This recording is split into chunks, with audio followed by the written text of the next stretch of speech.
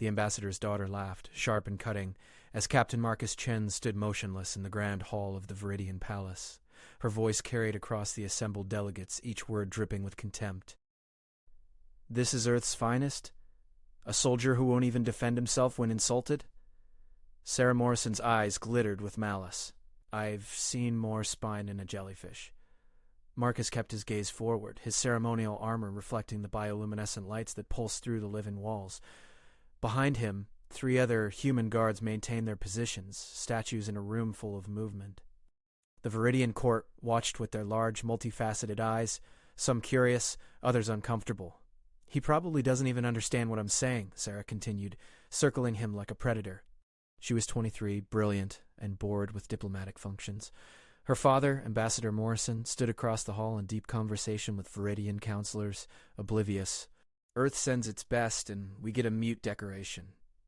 Marcus had faced worse. 6 years in the Guard, 3 of them in deep space assignments.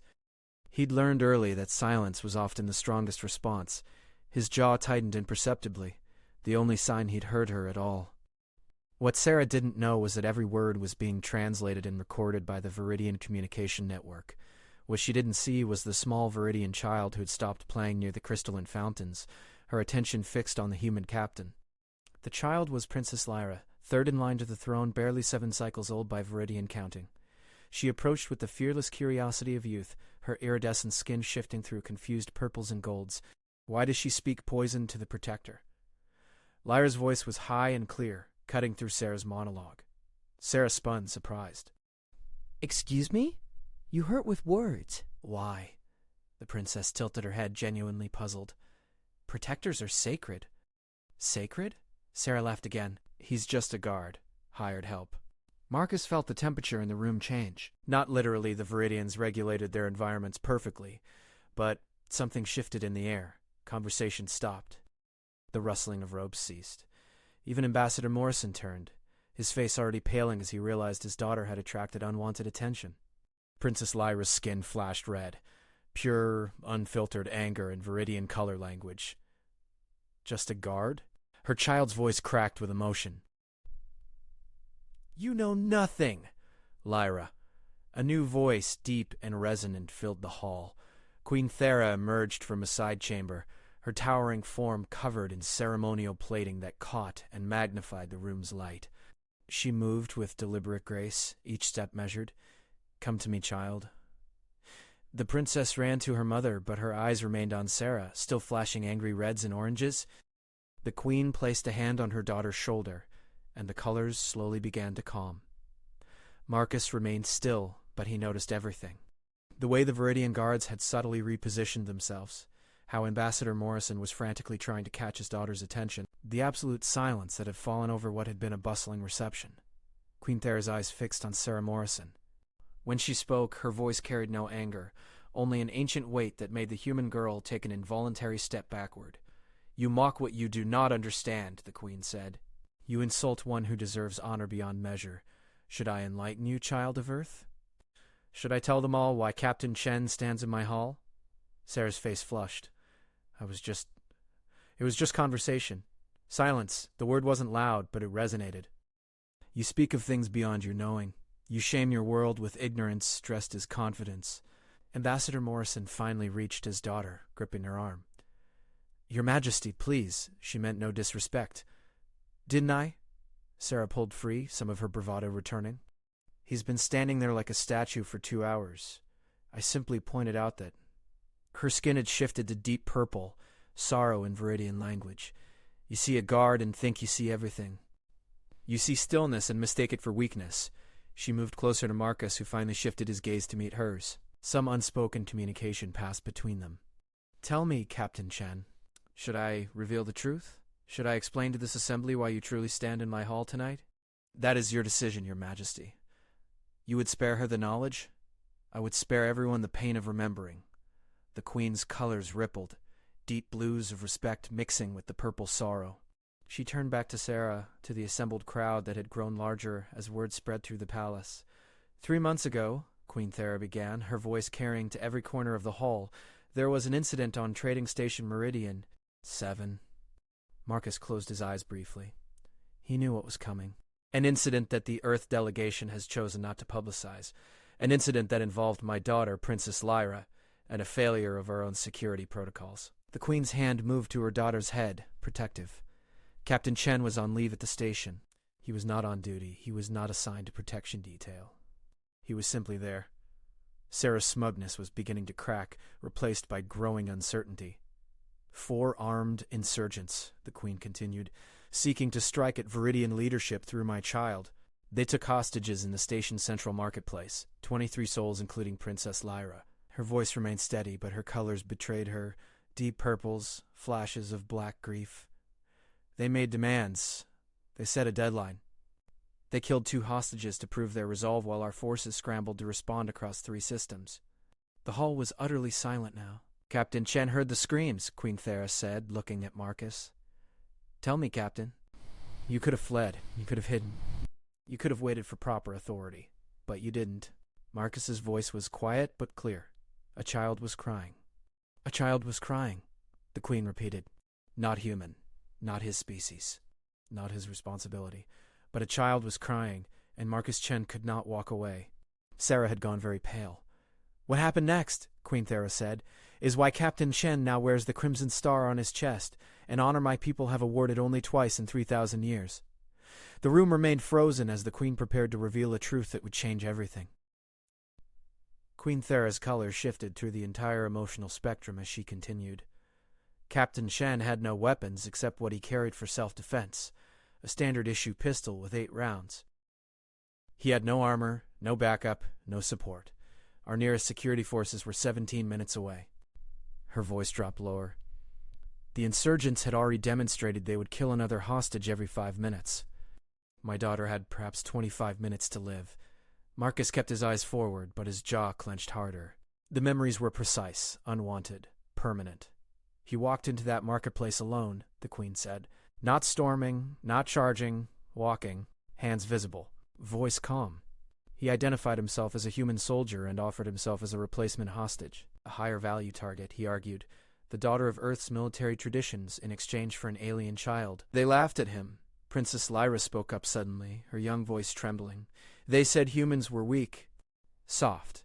They said you were prey species playing at being predators. Yes, Queen Thera confirmed. They mocked him, much as you did tonight, Ambassador's daughter. They saw a lone human and felt only contempt. Her colors flashed dark red, Rage remembered. So Captain Chen showed them what a human can become when a child is in danger. Ambassador Morrison had his hand over his mouth, his eyes wide with dawning horror and understanding. The station security recordings show what happened next, the Queen continued. Captain Chen assessed the situation in 1.3 seconds. He identified which insurgent held the detonator to the explosives they'd rigged. Which one was the leader? Which 2 were most likely to fire if startled? He calculated angles of fire, hostage positions, and probability of collateral damage. She paused. Then he moved. Time had seemed to slow, the weight of the pistol in his hand. The screaming. Lyra's purple face tear-streaked and terrified. The choice, that wasn't a choice at all. 4 shots, Queen Thera said softly. 4 shots in 2.1 seconds. 4 targets. 4 confirmed kills. Her colors rippled with deep blues, profound respect. But it wasn't the shooting that saved everyone. It was what came after. She moved closer to Marcus, standing beside him now, addressing the crowd directly. The explosives were on a dead man's switch. When Captain Chen killed the insurgent holding the detonator, he had exactly 0.8 seconds before the device would activate. The blast radius would have killed everyone in the marketplace. The Queen's voice carried absolute certainty. Captain Chen crossed 4 meters in that time, caught the detonator, and held the pressure switch down for 7 hours. Even the Viridian guards who'd heard the story seemed moved by the retelling. He couldn't release it, Lyra added, her small voice growing stronger. The detonator had a failsafe. If he let go, everyone would die. If someone else tried to touch it, everyone would die. If he lost consciousness, everyone would die. 7 hours, the Queen repeated, standing perfectly still, holding a dead man's switch, his arm beginning to shake from the strain. Our bomb technicians worked around him, diffusing a device they'd never seen before, while he stood and held 23 lives in his grip. My daughter's life. Sarah's face had gone from pale to ashen. I didn't know, she whispered. No, Queen Thera agreed. You didn't know. You saw a soldier standing still and assumed it was easy. You saw discipline and mistook it for lifelessness. She turned to Marcus. Captain Chen, I ask again, may I tell them what you told me when it was finally over? Your Majesty, that was a private conversation. The girl needs to understand, the Queen said gently. They all do. After a long moment, Marcus nodded once. When the explosives were finally diffused and Captain Shen could release the switch, his hand had locked in position. The medics had to carefully pry his fingers open. The strain had caused permanent nerve damage. He could no longer feel anything in 3 fingers of his right hand. She waited for that to sink in. And when I thanked him, when I told him he was a hero, do you know what he said? He said, I'm sorry it took so long. She shouldn't have been scared for that many hours. The Queen's colors pulsed with emotion. Not pride in his actions. Not relief that he'd survived. Regret that a child had been frightened while he worked to save her. Tears were streaming down Lyra's face now. She broke away from her mother and ran to Marcus. Wrapping her small arms around his leg, he placed his left hand, the one that still had feeling, gently on her head. He visits me, Lyra said, looking at Sarah with fierce eyes. Every week when he's on this planet, he brings me books about Earth animals and tells me stories. He checks the palace security himself because he says he needs to know I'm safe. Her voice broke. He's not just a guard. He's my Chen, my protector, my friend. Tears spilled down her cheeks. Captain, I'm so sorry. I didn't mean doomed. You did mean it, Marcus said quietly. It was the first time he'd addressed her directly. You meant every word. You saw someone you thought was beneath you, and you wanted to feel superior. His voice wasn't angry, just tired. The problem wasn't what you said to me. I've heard worse. The problem is why you said it. Ambassador Morrison stepped forward, his hand on his daughter's shoulder. Captain Chen, on behalf of Earth's delegation, I offer my deepest... Don't apologize for her, Marcus interrupted gently. She's old enough to own her words. Sarah wiped her eyes, trying to compose herself. You're right. I was cruel because I could be, because no one was stopping me, because it made me feel powerful. She looked at him directly for the first time. I'm sorry, Captain. Truly, not because you're a hero, though you are, but because I was wrong. About you, about what I saw. Marcus studied her for a moment, then nodded. Apology accepted. Queen Thera's colors shifted to warmer golds and greens, approval and hope. There is a lesson here for all of us. We look at the still water and think we see the depths, but we see only the surface. We look at discipline and mistake it for weakness. We look at quiet strength and call it subservience. She addressed the entire assembly now, her voice ringing with authority. Captain Marcus Chen stands in this hall not as decoration, not as mere protocol, but as the highest honor I can bestow. He is here because when my child needed saving, he didn't calculate political advantages. He didn't weigh the diplomatic costs. He saw a child crying and could not walk away. The Queen's voice softened. This is what we must learn from humanity. They are not the strongest species, not the fastest, not the longest lived, but they possess something that cannot be taught, cannot be programmed, cannot be artificially created. They possess a bone-deep inability to abandon those who need help, even when it costs them, especially when it costs them. She turned to Marcus. You may stand at ease, Captain. Marcus finally relaxed his posture slightly, and the room could see the toll the rigid stance had taken. His shoulders lowered, his breathing deepened. I ordered him to stand at full attention for the entire reception, Queen Thera explained. Not as punishment, but as a test. I wanted to see who would notice, who would ask, who would look past the uniform and see the person. Her gaze swept the room. Only my daughter passed that test. She alone asked why. She alone cared to know. Ambassador Morrison cleared his throat. Your Majesty, Earth's government was prepared to make the incident at Meridian 7 classified information at your request. We understood the political sensitivity. No more secrets, the Queen declared. The truth serves us better than comfortable lies. Let it be known throughout all systems. Humanity has proven itself worthy of the deepest trust and honor. Captain Chen's actions speak for his entire species. A Viridian counselor stepped forward, his colors shifting through uncertain yellows. Your Majesty, with respect, is it wise to judge an entire species by one individual's actions? Even a heroic action? A fair question, Queen Thera acknowledged. Let me answer it this way. In the 3 months since Meridian 7, I have studied Earth's history extensively. Do you know what I found? She didn't wait for an answer. Countless examples of humans running into burning buildings to save strangers. Humans throwing themselves on explosives to protect their comrades. Humans forming chains with their own bodies to rescue those caught in floods. Humans who died shielding children, not their own children, sometimes not even their own species, from harm. Captain Chen is not an exception among humans. He is an example. This is what they do. This is who they are. They see someone in need, and something in their core architecture demands they respond, regardless of personal cost. Princess Lyra pulled away from Marcus and walked to Sarah, looking up at the much taller human girl. He can't feel 3 fingers, she said solemnly. Forever. Because he held the switch to save me. That's what real strength looks like. Not loud words, not pretty speeches, sacrifice. You're right, and I'm ashamed of how I acted. She glanced at Marcus. I understand if you can't forgive me. Just learn from it. The Queen's colors pulsed with warm satisfaction. And there it is, another human trait. Forgiveness granted without conditions or prolonged suffering. They carry their grudges lighter than any species I've known. A soft chime sounded through the hall, the signal that the formal reception was concluding. The assembled delegates began to shift, preparing to depart, but no one moved quickly. The weight of what had been revealed kept them anchored. Queen Thera raised her hand, commanding attention once more.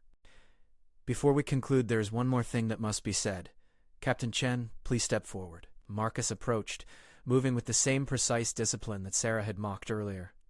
But now, every eye in the room saw it differently, saw the cost of that control, the strength required to maintain it. You wear the Crimson Star, the Queen said. You have my gratitude, my respect, and my friendship. But there is one more honor I would bestow if you will accept it. Marcus's eyes widened slightly, the most surprise he'd shown all evening. Your Majesty, you've already... I name you Sword Brother to the Viridian throne, Queen Thera declared. Not as soldier to commander, but as family to family, your blood and ours, mingled in purpose. Your strength and ours join in protection. What threatens mine, threatens yours. What honors mine, honors yours. The hall erupted. Viridian guards shifted to attention, their colors flashing in synchronized patterns of deep respect. Sword Brother was a title from ancient times, rarely given, never revoked. It meant Marcus Chen was now, by Viridian law and custom, part of the royal family itself. Marcus struggled for words, his composure finally cracking. Your Majesty, I'm not worthy of such happy. Do not insult my judgment, the Queen said, but her colors were warm, affectionate. You held my daughter's life in your damaged hand and did not let go. If that does not make you worthy, then the word has no meaning. Princess Lyra was crying again, but these were tears of joy. She ran to Marcus once more, and this time he picked her up, cradling her carefully. You're really my brother now? She asked. If your mother says so, then I guess I am, little one. Good, Lyra declared. I wanted a human brother. They're the bravest. Ambassador Morrison approached, his daughter beside him. Captain Chen, Earth's government will want to recognize your actions as well, and Sarah has something she wants to ask. Sarah took a deep breath. Captain, would you be willing to tell me what happened? The full story? Not because I'm entitled to know, but because I need to understand. I need to learn who you really are, not who I assumed you were. Marcus set Lyra down gently and looked at Sarah for a long moment. Then he nodded. Tomorrow. I'll tell you tomorrow. Tonight has been long enough. Thank you, Sarah whispered. As the crowd began to disperse, small groups formed around Marcus. Viridian delegates and human staff alike wanting to pay their respects or simply be near someone who embodied such unlikely heroism. He handled it with the same quiet grace he'd shown throughout the evening, never seeking attention but accepting it when given. Queen Thera watched from her raised platform, her daughter beside her. You see, little one, this is why we must never judge by surfaces. The strongest steel is often sheathed in the simplest leather. I knew, Lyra said proudly. I knew Chen was special from the first time I saw him. You did, the Queen agreed. You have your father's gift for seeing hearts. A shadow passed over her colors, grief for her late husband. He would have liked Captain Chen very much. As the evening drew to a close, Marcus finally allowed himself to fully relax. The other human guards approached him, offering quiet congratulations. Sarah Morrison stood at the edge of the hall, watching him, and Marcus could see her transformation beginning. The mockery in her eyes had been replaced by something harder to define. Respect, certainly, but also a kind of hunger to understand, to be better than she had been. He approached her one final time before leaving. "Tomorrow, when I tell you what happened, it won't be easy to hear. There are details the Queen didn't share. Things I did that weren't heroic, just necessary. Are you sure you want to know?" "I'm sure. I mocked you because I thought I knew what I was seeing. I was wrong about everything. I need to understand what I missed." "All right," Marcus said, "but remember, I'm not special. I'm not unique among humans. Any of my team would have done the same. We all would."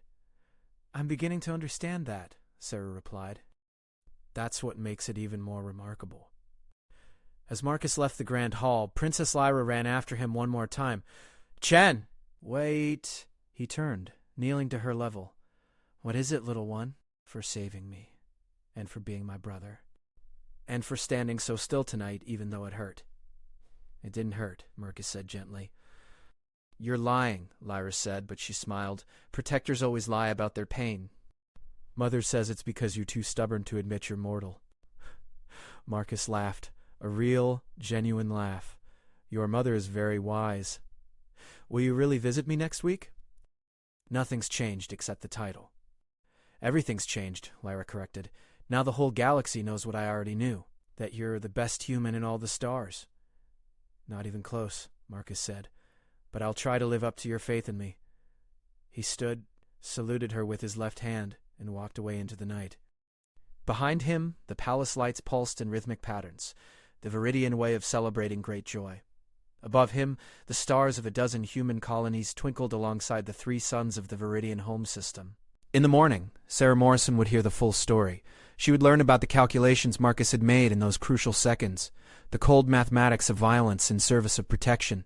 She would understand the weight of choosing who lives and who dies, and why Marcus still sometimes woke up with his right hand cramping, locked in the position of holding the switch that no longer existed. But tonight, Marcus Chen walked through the alien streets alone, his damaged hand tucked in his pocket, his mind already planning next week's visit with Lyra. He would bring her a book about Earth dogs. She loved those stories. And he would check the palace security again because old habits died hard and some fears never fully faded. He was sword brother to an alien throne now, bearer of the Crimson Star, hero of Meridian. 7. But in his own mind, he was still just a captain who'd heard a child crying and couldn't walk away. Nothing more, nothing less. And to Marcus Chen, that was enough.